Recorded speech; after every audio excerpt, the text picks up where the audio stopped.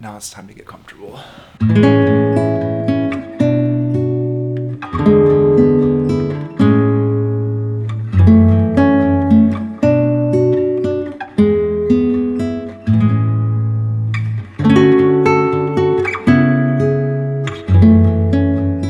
At the time of filming this, it is the first week of August, which means it's basically fall. This also means that it's time for cool air, pumpkin spice, scary movies, even though I watch those year round, and eventually Halloween, which is my personal favorite holiday. And while I have been awaiting this time of year, I know many people are in disagreement and they love summer and they don't want summer to end, and I get that. Summer's nice, but I feel like in the context of coziness, fall is really kind of the introduction to what I consider the cozy season. And a lot of the tips that I'm gonna share with you today are usable year-round. It's not like fall is the only time you can feel cozy in your house. But with all that being said, today we are talking about all things cozy and how to make your house feel more like a home. Before we dive any deeper, I want to mention that a lot of the philosophies and ideas here really derive from the Danish term, which is hygge. It's basically a term used to describe a life in which really prioritizes oneness with your space, coziness, warmth, really appreciating the simple things in your life and cultivating a life and then also a home space that is really rooted in meaning. I feel like a lot of those principles really speak to me, so my ideas and feelings around a home space and the topic of coziness derive from a lot of those teachings. If you aren't familiar with hygge, I highly recommend you look into it. It's pretty fascinating, and in terms of like Danish design, I feel like they just understand like coziness and warmth so well. Before we get started, be sure to follow my Instagram and TikTok if you aren't already. Also, if you love home content, things relating to style, beauty,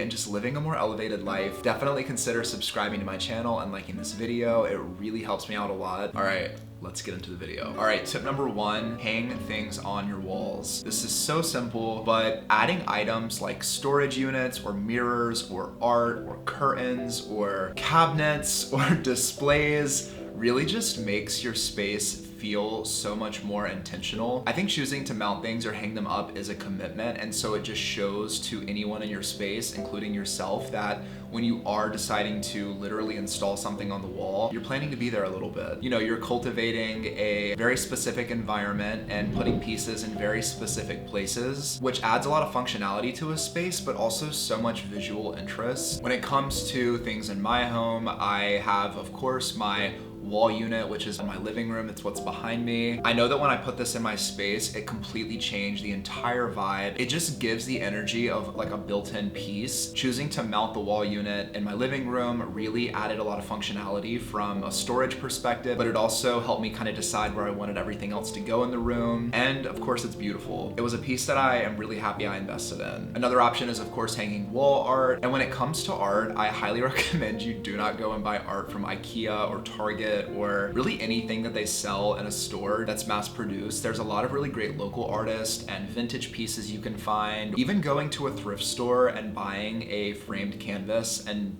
pulling the canvas out, painting it yourself, and putting it back in the frame is better, I think, than buying a brand new piece of art from a big box store. I would much rather opt for one of the other options and have something that's very unique, or at least supports like a small local artist. I also know that on Etsy, there's a lot of really great artists too, so that's a great option. Art is something that I have definitely been a little slower on in terms of incorporating into my space. There are a couple canvases that I have that are really big that my ex and I painted together. I also have a couple framed vintage photographs that I found in an estate sale. I got both of them for $20 and they're unique. Like no one else has them in their home, which I think is really cool. It adds a lot of character. And then of course in my bedroom, I have that giant painting that I found on Facebook Marketplace for $60. It's from the 80s. It's an original painting. You know, hanging things up like this makes your space just feel so much more curated and personal, and can bring a lot of character to a room, especially if you tend to decorate more minimal or not have a lot of color in your space. Another thing that I hung up in my apartment that I really love is my perfume cabinet. Most of the items in my home I do try to buy pre-owned, but for my perfume cabinet, I bought this new from a company called Firm Living. It's called the Haze wall cabinet, and I just wanted something really unique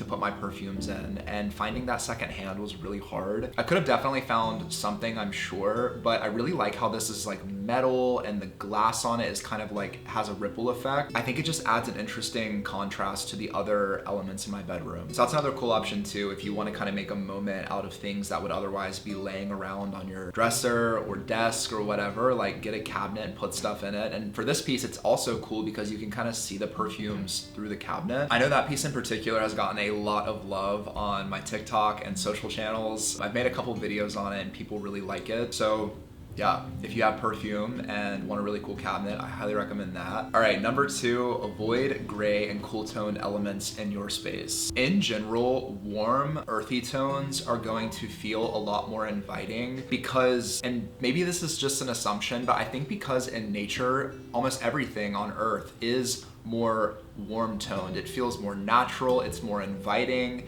It feels, I think, more connected to the human psyche on maybe like a spiritual level. But I know that in my space, there is almost nothing cool toned in here. Everything is pretty much warm. And I'm not saying that everything in my space is like brown and beige. I do have color in here. But when it comes to colors, there is a spectrum of, you know, an item being cooler or warmer. And when you're buying, for example, furniture for your bedroom, if you get a dresser, there are warm tone dressers and cool tone dressers. If you look at just colors in general, there are warmer blues and cooler blues, warm whites and cooler whites. I think one of the main principles in hygge is the idea that a space should feel warm. And so I always opt to go for wood tones that are warmer. If I'm getting textiles or anything, I always like it to lean on the warmer side. I feel like warm items tend to reflect light in a much more beautiful and soft way. So if your walls are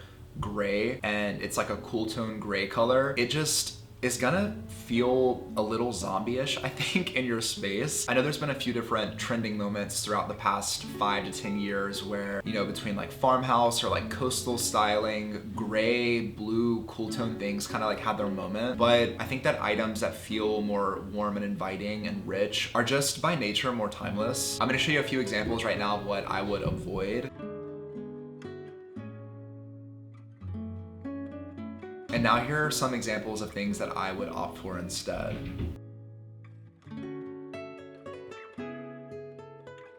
We want our space to feel like there's life flowing through it.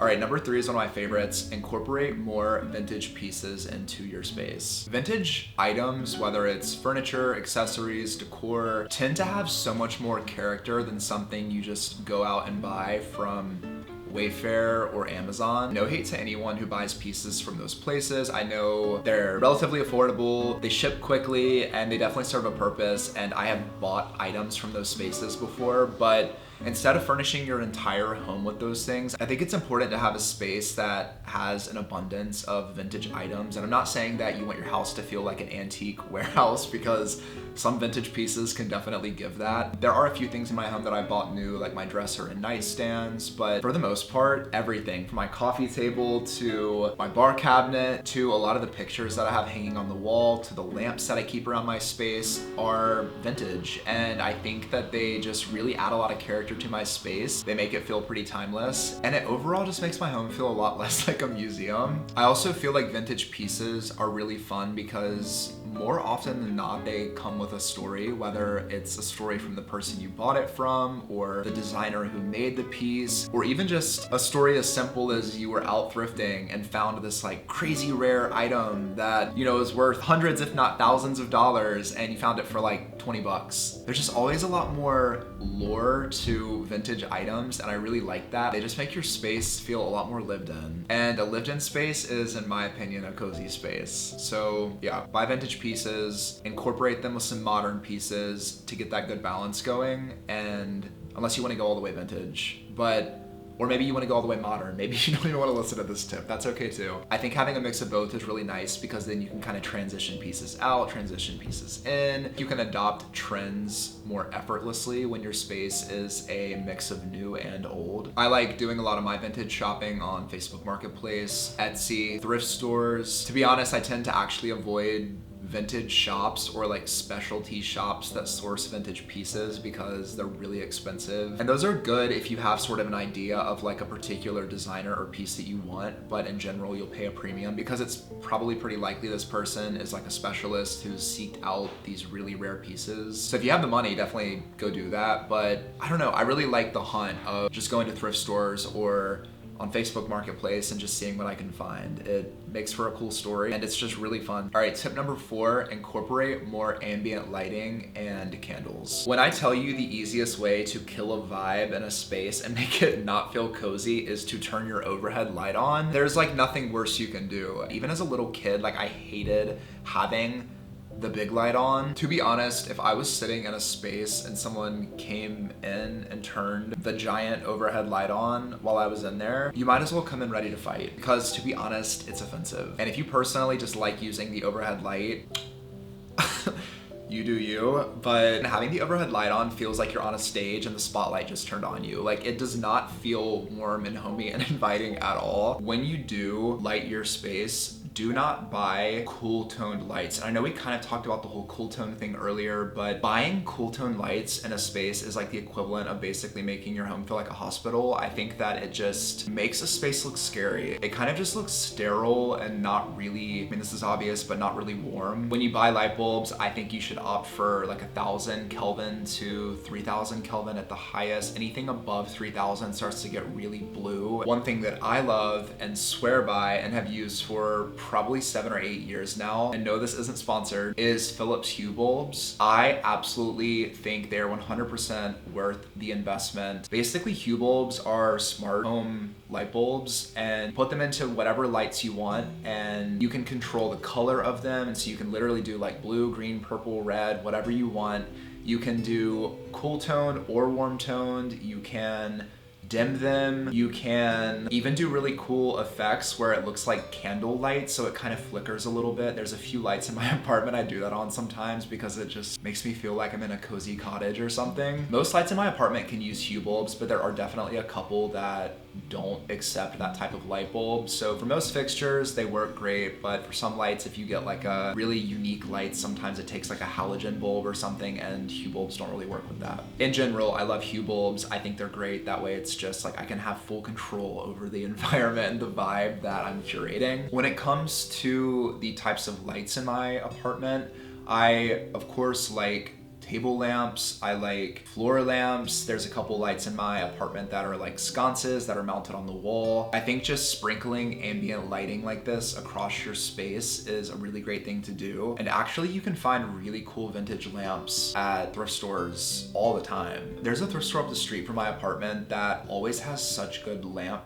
choices. Found quite a few really cool ones there. Etsy is also good. I've kind of mentioned already all the vintage places that I like to shop, but I definitely recommend getting like a mix of vintage and new lamps if you want just to add all that extra character. But yeah, no overhead lighting, go for a warmer light bulb, and then try to kind of put the light sources around your apartment where you can, because it just creates little nice moments and vignettes around your space, and that just feels very like tavern-y or cozy or something of that sort. Oh, and then I also forgot to mention candles. I love getting candlesticks and pillar candles from Amazon and buying really cool candlestick holders and putting those around my space too, because those feel really romantic and intimate. And even if I'm just here at my apartment by myself, you know I'm trying to romanticize every moment of my day throughout my day. So I love finding and collecting cool candlestick holders and using those in my space. All right, number 5, and this is one that I wish I knew a long time ago. Do not rush to furnish your home. I get it, you just moved into your new apartment and you are starting from ground zero, wanting to buy all the pieces all at once, but I promise you doing this is going to result in you getting everything and then being like, wait, this isn't even my style. Time to resell everything and start over. I totally did this when I first moved into my space and learned a really big lesson about, in general, it's not good to rush something as important as your home environment. Unless you've been in the home decor game for a while and you know exactly what you want, furnishing a beautiful home that feels cozy is a journey. not a race. You want to be very intentional about the pieces you put in your space and make sure that it feels like a curated selection that is authentic to you. Obviously, if you do need to furnish your home very quickly, once again, and I'll keep saying it till my face turns blue, probably shop secondhand or like Facebook Marketplace, because at least you can get the pieces at a better price. It's like less risky if you do want to resell it or something. Also, when you buy pieces brand new, they tend to take a long time to ship. Some pieces can take like 6 weeks to 3 or 5 months to get to your house. You know, you do want to take time to get your things, but to get like one item and wait that long is kind of a long time. Like if you moved in and need a bed or a couch or something, that's just a really long time. So in certain cases, I do understand needing to get pieces quicker. Definitely don't try to furnish your place too quickly or just buy things on impulse. Take it slow, enjoy the process, feel out what you do and don't like. I'm a firm believer in the idea that good things take time, so try to just savor the process and enjoy cultivating a very lovely space for yourself. And that is it. We are at the end of the video. But if you watched all the way until the end, I have a special surprise for you. We have one more tip, which is tip 6. This is my personal favorite tip, which is why I saved it as a surprise for the people who actually watch the whole video. Aim to make your space one in which engages all of the senses. You know, when it comes to the audible part of living in your home, play beautiful music. On YouTube, I love watching those coffee shop fall ambiance videos. I think those are really nice and definitely super cozy. By doing things that feel maybe like a little frivolous or over the top, it's just like romanticizing the whole space and the whole environment, and it feels like there's life flowing throughout your space and then of course through your ears. During fall and winter, I love to play like Harry Potter or different movies or TV shows that kind of speak to whatever season that I'm in. Another way you can engage the senses is through smell. So of course candles. I own a candle brand, so I'm always burning my own candles, as you can see here. If you're interested in shopping my candle line, the brand is called Elsewhere. I'll link everything in the description box below. I love burning candles, and if you're someone who doesn't like candles or artificial fragrances in your home, you could do like essential oils and a diffuser. You could regularly just brew coffee in your house, which I do anyway. I love that it makes my house smell like warm and roasty, kind of like a coffee shop. Scents are really tied to memory, so choosing different fragrances for various chapters or seasons in your life is a great way to really set the tone and remember this era. When it comes to the sense of touch, I love having really nice pillows and a mixture of nice textiles, whether it's woven blankets or a velvet couch, or even in my bedroom, I have a really soft shag rug that I love. My accent chairs in my living room are a really nice soft black leather. Having all these different textures really adds to the depth and feeling of a space. When it comes to the sense of taste, consider throwing dinner parties or breakfast parties in your house. Let your space be one which people want to gather and congregate and eat together and drink together, where you're sharing really nice wine or fresh coffee or juice or whatever you drink. Doing things like dinner parties takes a lot of intentionality and effort, but it's really worth it and makes your space become one that is totally associated with like hominess or coziness. So I think it's really important to be intentional about setting these things up and doing these things with friends or even just with yourself. Cook yourself dinner, romanticize being alone. I know I have done that plenty of times and I've really learned to enjoy just being by myself. But of course with friends, it's a lot of fun too. And then the last sense, which is of course sight, aim to make your space balanced and harmonious. You know, have fun rearranging your furniture, putting different pictures in different places, switching out the textiles. I know for myself, I recently mounted my TV in my living room, and when I first did it and drilled the holes in the wall and hooked the TV up and all that, I looked at it and was like, oh my God, this looks so bad. But all I really needed to do was like hide the wires and kind of rearrange some pieces to make it feel more intentional and built in. And then after playing with it and experimenting with the area, I now love the way it looks. So when it comes to your space, you might not walk into a room in your home and feel super inspired or happy with it. Try rearranging things, try swapping out rugs, maybe take the rug out of the room, maybe swap out a light fixture, or I don't know. It's a little different for every space, but I think that when it comes to the sense of sight, you really want to play with things to achieve a space that feels harmonious and balanced. Whew. All right, guys. That's the video. Hopefully you enjoyed that and are ready to get into your space and get creative and have fun. I know I am. After talking about all these tips, I'm like giving myself ideas. If you loved today's video, please like it and consider subscribing to my channel. There's plenty more content like this to come, so you definitely don't want to miss out. I am so grateful for you taking the time to watch this and support me, and if you have a cozy home tip of your own, drop it below in the comments. Thank you guys so much for watching, and I will catch you on the next video. Bye guys.